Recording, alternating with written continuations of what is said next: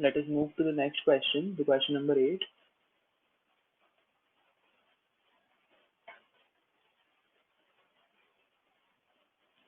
So I think the question will ask us to find out the max. Okay, so I have done this question before.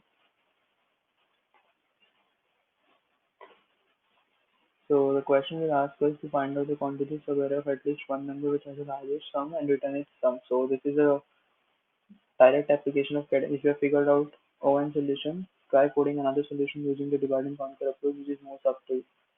Okay, so we will try both of them. So first of all, we will try to figure out the ON approach, which is using the cadence algorithm. So for that, I will initialize a maximum sum with nums of 0. So is it possible that length of nums can go just one number? Okay, so containing at least one number, that means it should have at least one number, right? So now let's say the running sum is nothing but,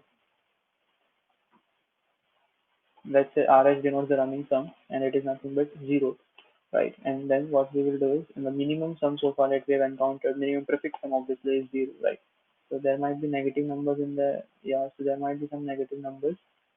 So let us say this is int mean, right? So now what we will do is we will start iterating over the elements of nums, right? So we will start iterating over the elements of nums. Now, first of all, what we will do is get running sum with I, right?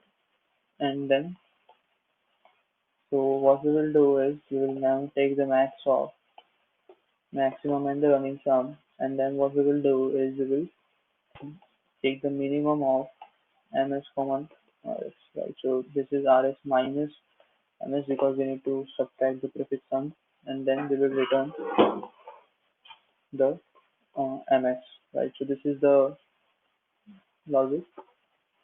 Let us try to see if it is passing. So this is a runtime error.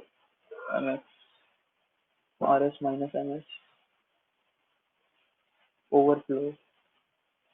Oh, is it? Okay, so this is int min, and if I will subtract int min from something, then it will be overflow. So let us avoid overflow by taking this as long int.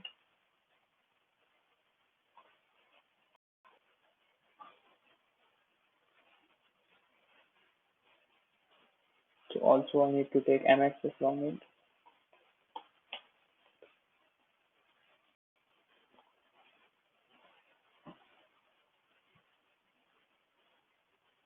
Also I need to take ms as long int.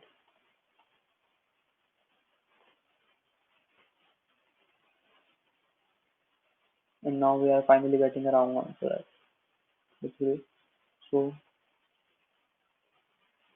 oh, actually this should be exactly int max, because else we will always get wrong answers.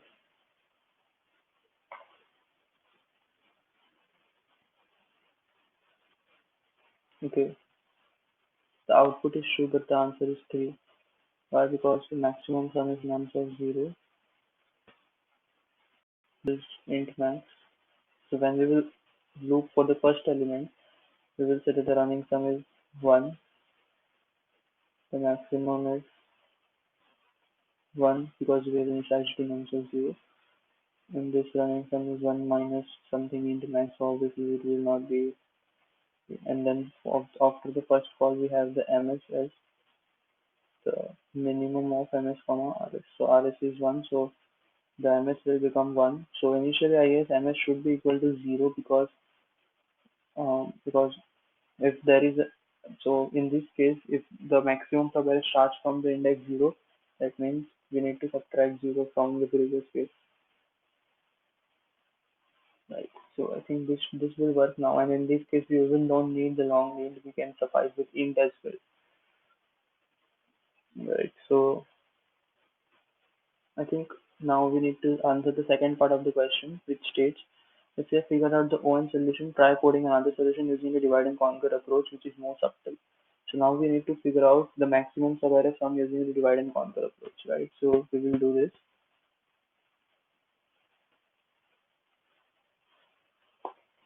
Right? So let us take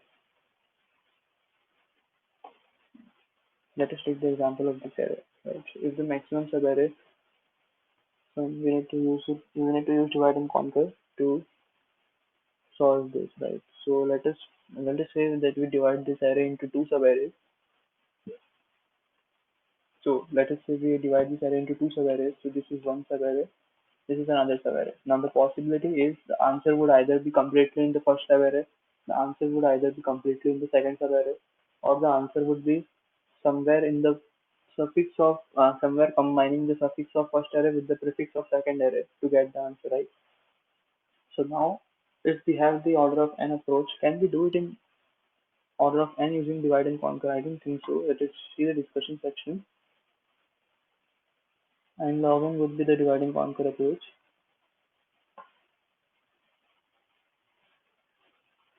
There are no comments.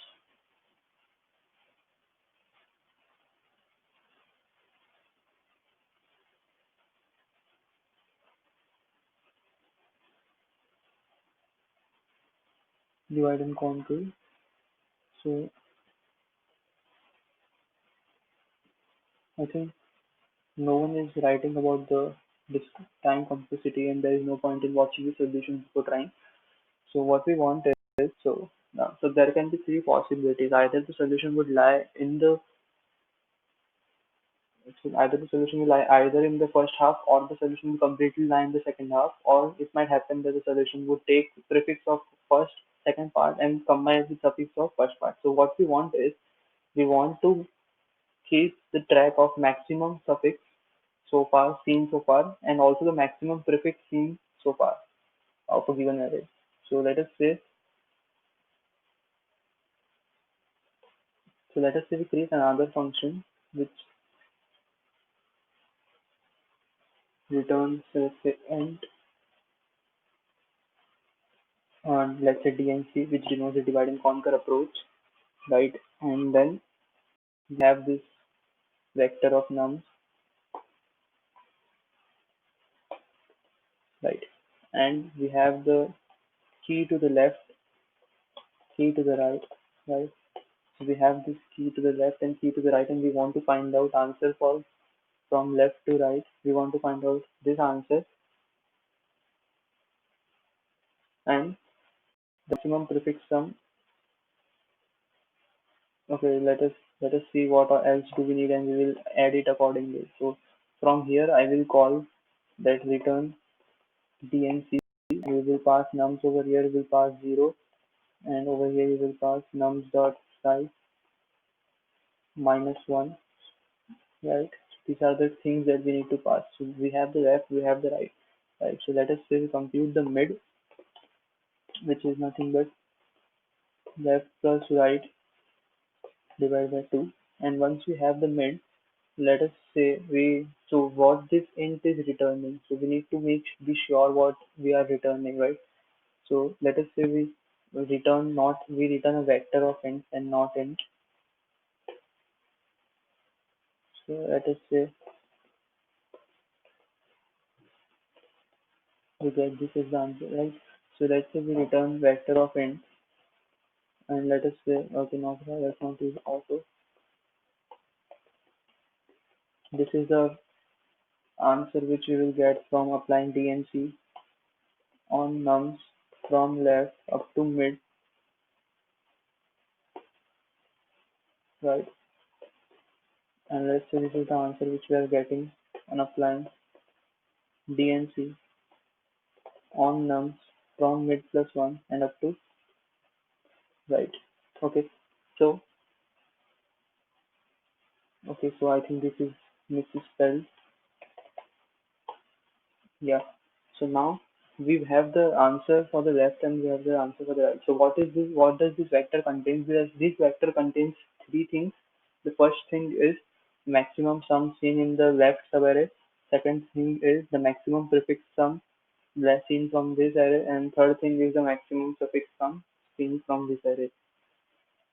Right. So now we need to combine the solution. So right, this is the divide approach.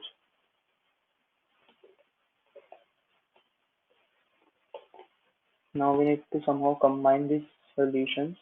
So this should be the combine approach. Right. So now we will combine the left and the right solution. So there are three possibilities. Either the answer would, so we need to compute the answer for this left to right branch, right? So how we will compute the answer?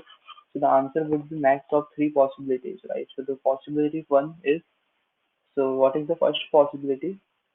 So let us say is the max of three possibilities. The first possibility is either the answer will lie completely from in the left part, or the second possibility is the answer might lie completely in the right part, and the third possibility, okay, so the answer will lie completely in the second part, or the third possibility is the answer might lie somewhere in the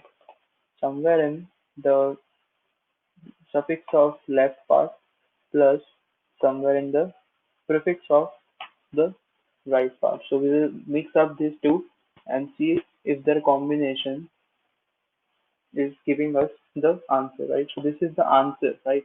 But now when we will combine these two left and right to generate our entire array, so how we will compute the maximum prefix for our array in the combination approach, right? So the maximum prefix sum can be using, so we can use two things to calculate the maximum prefix sum.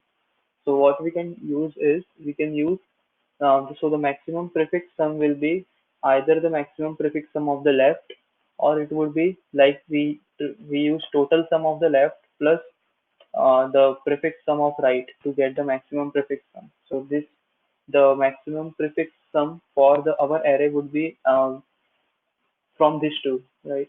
So now if we want to sum up, so if we want to sum up, so what we do is we will loop over the entire array of LF. So what we will do is we will loop over the entire array of LFT and we will sum up. But what we can instead do is we can create another dimension, it is dimension 3, which denotes the total sum. The total sum of LFT will give me the sum of all the elements present in the left, right? So for doing that, what we will need to do is, so let's say the int maximum prefix for our array would be maximum of, let's say, LFT. One denotes the maximum prefix of the left now, or it can be LFT3, which denotes the total sum. Let us assume that LFT3 denotes the total sum of the left, plus we need to take the maximum prefix from the right, right? So maximum of these two will be our maximum prefix, right? And what about the maximum suffix? So maximum suffix in a similar way will be either the maximum suffix of right, or it will be the total sum of right, which is stored in this, plus maximum suffix from left, right? So LFT of 2. So now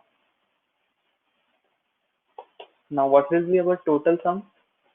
So now the total sum, let's say T sum denotes the total sum for our array. It is nothing but total sum of left, which is denoted over here, plus the total sum of right, which is denoted over here, right? Now what are the base conditions for our input? So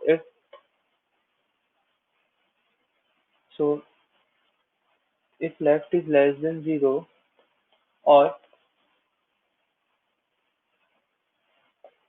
if left is less than, if left is greater than right, we will simply return. But I think it won't happen anytime, because if left is equal to right, this is our case, or this is our base case. If left is equal to right, then over here we need to return this element which is present at the left index 4 times. Why? Because this is the maximum sum that we have seen so far. This is the maximum prefix from the left. This is the maximum suffix from the left, and this is the total sum. But maximum suffix can also be done using. Okay, so do I need to use 0, maximum of 0? So if it is negative, then it is always better to not take it. So I think over here I need to take max with 0. So if it is -2, then the maximum suffix prefix is 0. Why? Because we won't include it. So in this way, I think this will give me the, if left is equal to right, then in the combination approach, this is the total sum that we are getting, right? And what we need to return, so we need to return first of all the answer for our branch, then the maximum, then the prefix, then the suffix, and then the total sum. And when we will get the answer over here, we need to return the first part, right? So let us try to run if this is running or not, then we will analyze the complexity. There is a compilation error over here. There are two arrows, that's why.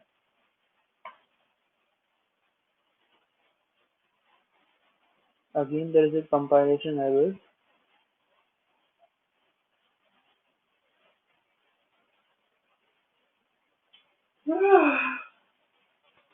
Okay, so we have not placed any commas, that's why we are getting the compilation error. Okay, so let us try to submit this. So we are getting a wrong answer if all the elements are negative, then our output is 0, but output should contain at least one element. So I think over here,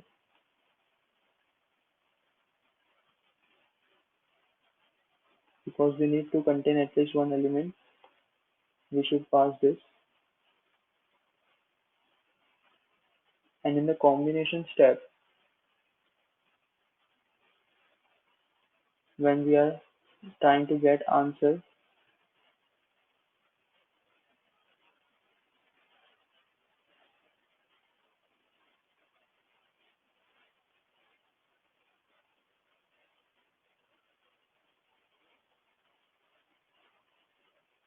I think this will fail again. Why? Because if no, I think this won't fail because in case because we are always checking because this the step which we took extra care, right? It took the extra care, but if we remove the extra care, then also the solution will work as well. So as you see in this case, the time complexity is more than 4 times, and even if there is a larger space complexity. So let us try to analyze the time and the space complexities for our solution, right? Oh, this is the full screen. Let us try. Yeah, so we are getting full screen now. So, so we will try to analyze this time and the space complexity. So, divide approach is clear. We are always dividing into the always dividing the array into two halves. So, if I write the recurrence relation, if I write the recurrence, then it should be like T of n is nothing but 2 into T of n by 2 plus. Now, what work we are doing in constant, what work we are doing in the combination step will define what our recurrence will look like. So as you can see, we have optimized it in such a way that we are always doing constant amount of work, right? We are always doing constant amount of work in the combination step. So if this is the case, then what will be the time complexity? I think it is easier to analyze it using Master's theorem, right? But if we so let us look into the what is the Master's theorem.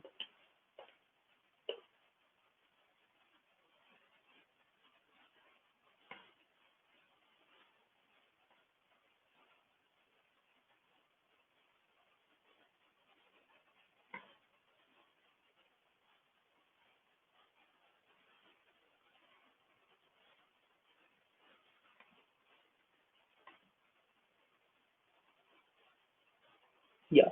So in our case, so Master's theorem states if T of n is equal to A into T of n by b plus f of n T of 1 plus some function of n, which is a constant in our case.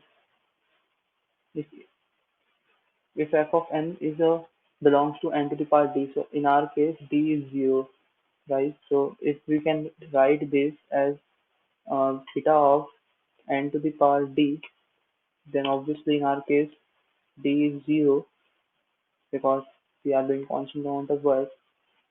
So we have d as 0, right? So in our case, what is a?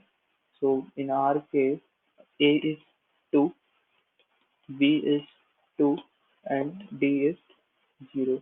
So let us try to put the values A, B, and D. So D is 0, so A is 2, and B to the power D is 1, right? So actually B to the power D is less than A.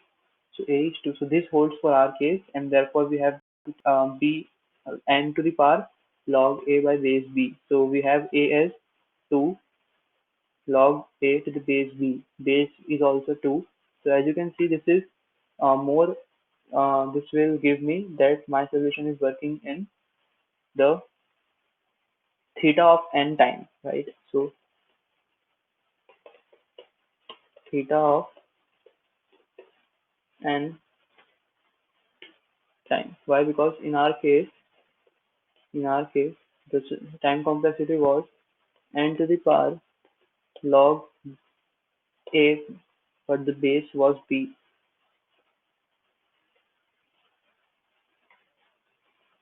right? So in our case, this is also order of n approach.